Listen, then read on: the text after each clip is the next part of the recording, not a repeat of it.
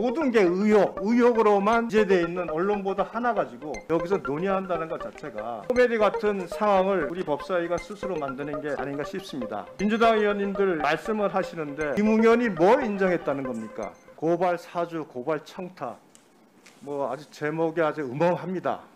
근데 우리가 현안을 얘기할 때는 적어도 그와 관련돼서 정말로 고발이 있었는데 이게 문제가 됐다. 이와 같이 사실관계가 가지고 나타나고 나서 그리고 나서 이 부분에 대한 논의를 해야 되는 거 아닌가 싶은데 고발된 사실도 없고 실제로 고발과 관련돼서 뭐 문제된 사실관계 확인된 것도 없습니다. 또 사주라고 하는데 사주에 사자도 안 보입니다.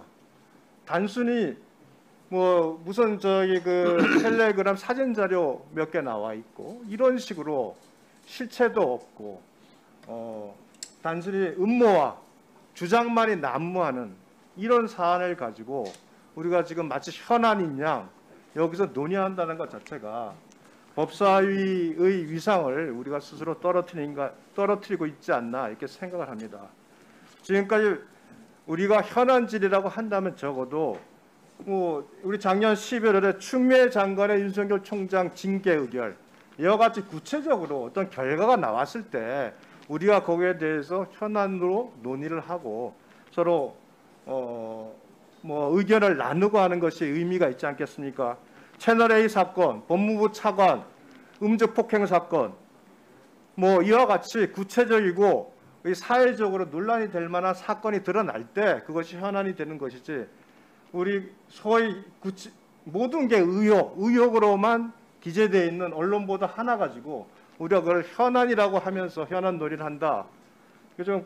이거 완전히 코미디 같은 상황을 우리 법사위가 스스로 만드는 게 아닌가 싶습니다. 그리고 민주당 의원님들 그 말씀을 하시는데 우선 김웅 의원이 사실상 인정 진술을 했다.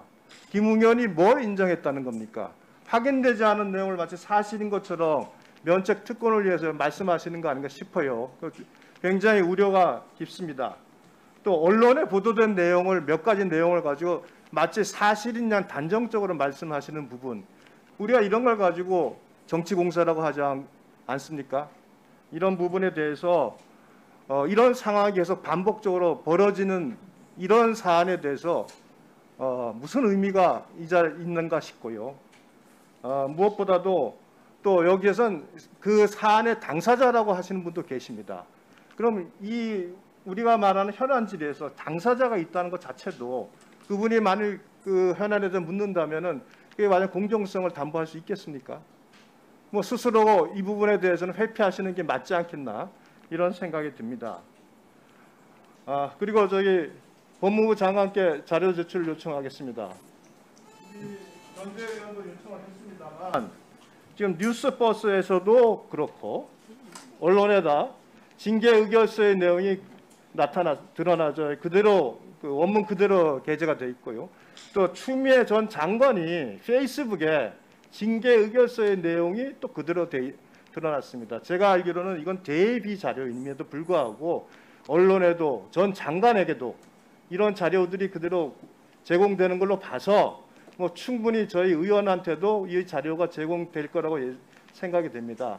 그 당시 이 공개된 징계 의결서 자료의 내용들, 그다음에 참여한 그 징계위원들과 관련된 일체 자료를 본 의원에게도 같이 제출해 주면 고맙겠습니다.